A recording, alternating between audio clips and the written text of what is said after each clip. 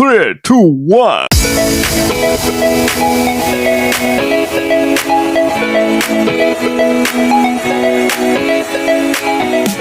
Humanisme adalah pemikiran filsafat yang mengedepankan nilai dan kedudukan manusia serta menjadikannya sebagai kriteria dalam segala hal.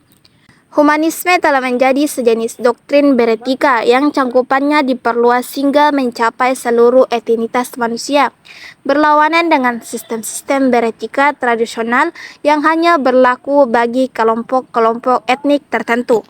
Humanisme modern terbagi pada dua aliran, humanisme keagamaan dan humanisme sekular.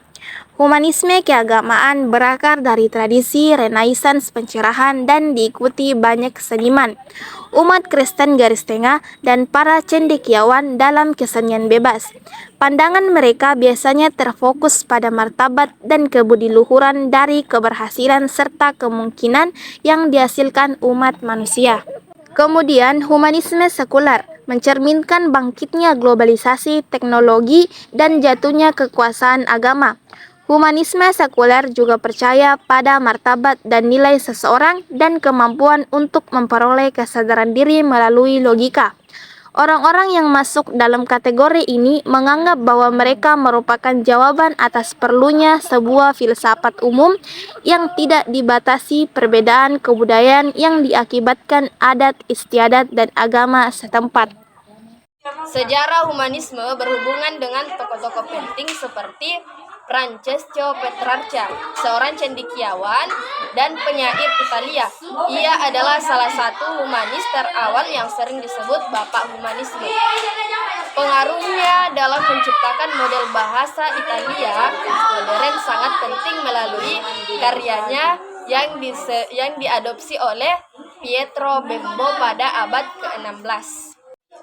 Lebih lanjut, humanisme juga disebut suatu gerakan dengan tujuan menempatkan manusia pada posisi kemanusiaan yang sebenarnya.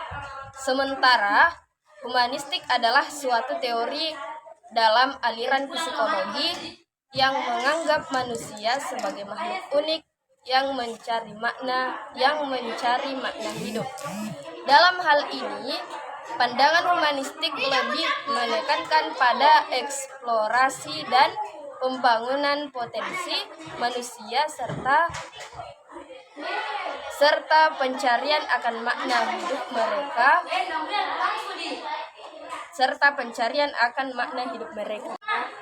Binus University menjelaskan pandangan humanistik adalah berkembang sejak masa Yunani klasik, di mana perspektifnya berangkat dari pertimbangan kodrati tentang manusia.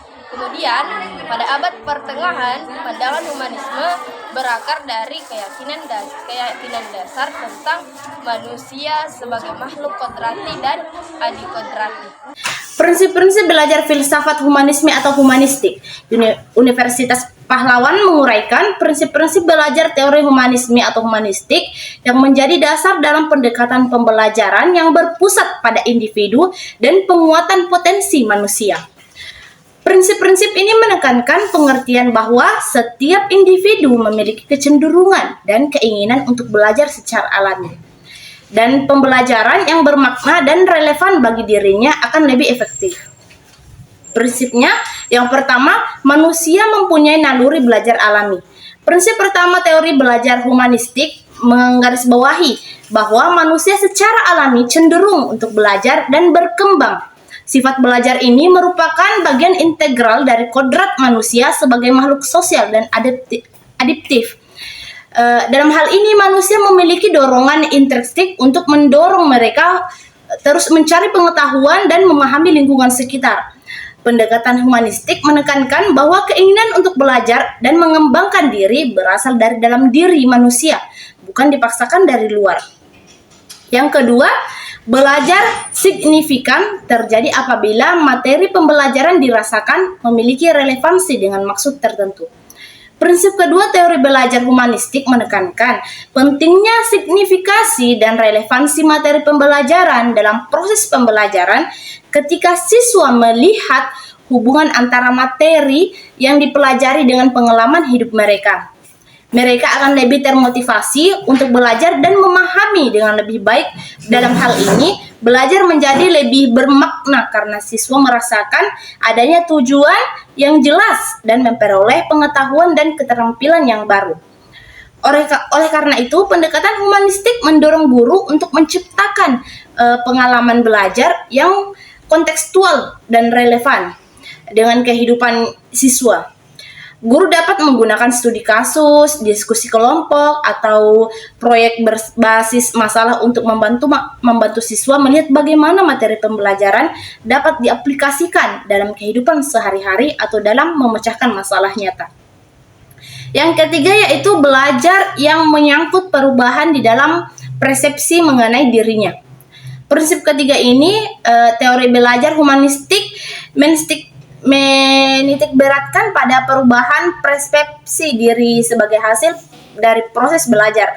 Dalam pendekatan humanistik, belajar tidak hanya tentang memperoleh informasi baru, tetapi juga mengenai pemahaman dan penerimaan diri sendiri sebagai individu yang unik.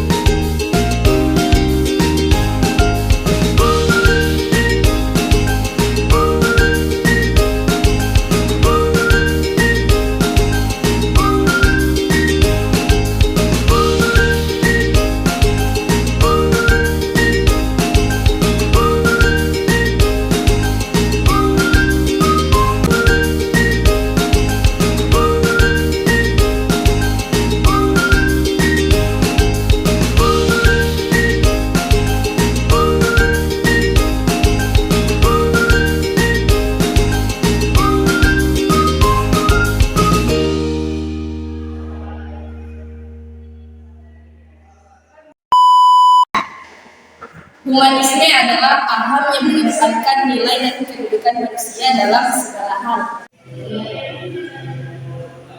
Yang berarti setiap manusia harus memperlakukan antar sesamanya tanpa membedakan antara ras, suku, agama maupun profesinya.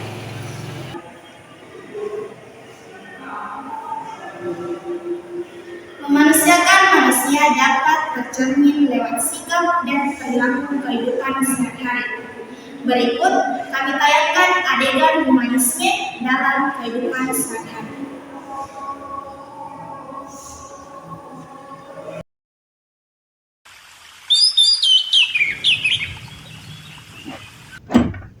Ada juga Bapak di kampus.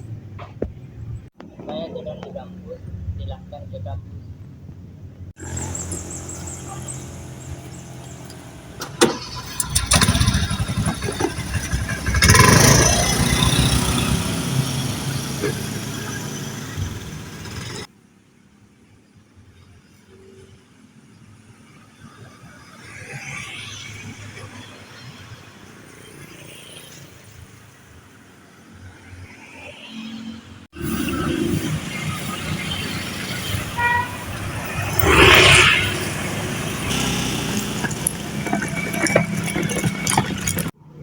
Maaf Kak, saya sudah di rumah.